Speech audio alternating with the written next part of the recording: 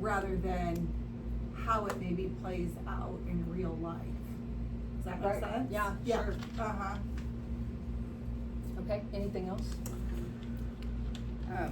I just said that they were annotating the picture of like what's happening in the picture with the water cycle.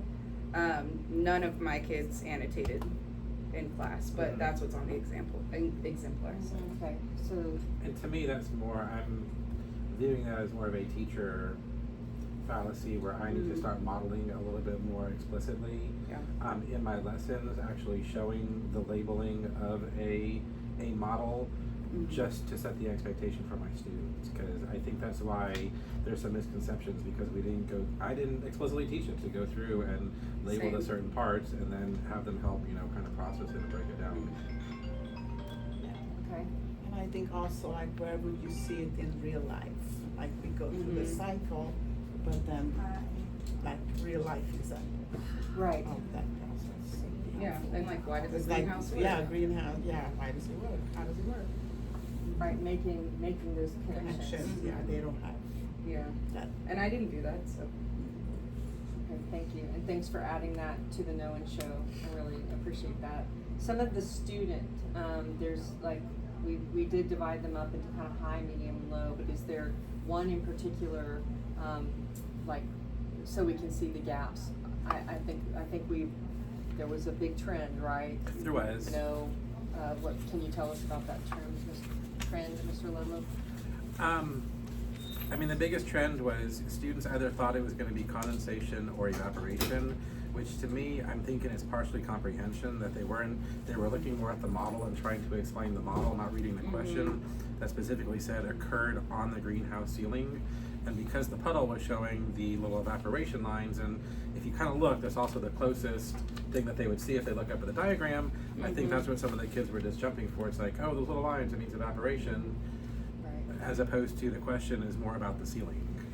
I think I had the same thing in my class, because even of the kids who knew that it was supposed to be condensation still would write liquid to gas for the second two, because I think they're looking at that puddle of water.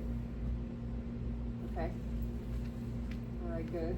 And I see that you guys put that also on the Know and Show for the student work samples as well. Condensation versus evaporation.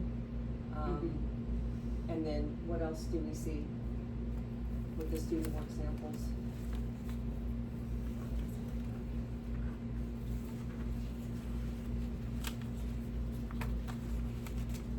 I mean, for the low kids, I think it really is just they're struggling with the concept altogether. I mean, we had one kid that actually put solid, even though there is no solid being modeled anywhere there.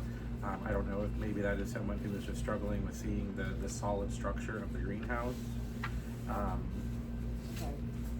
And I'm just wondering, like, if this question is like a 2-pointer or even like a 3-point question, right?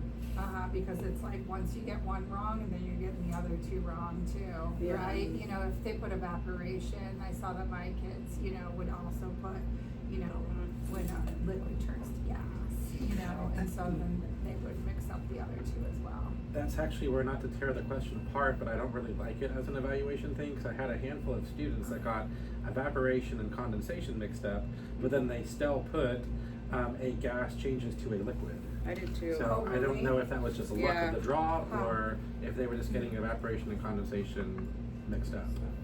Yeah, I would say that was like the defining part of my medium kids, is that they would put evaporation instead of condensation, but they still put gas to liquid here.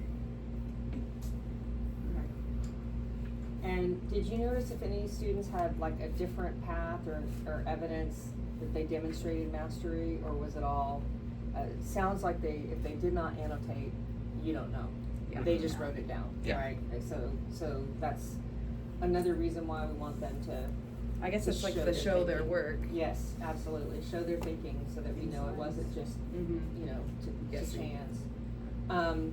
And so obviously the student exemplar doesn't offer something that our exemplar does not. And is there anything that you would add to our chart about what students did effectively? Anything else?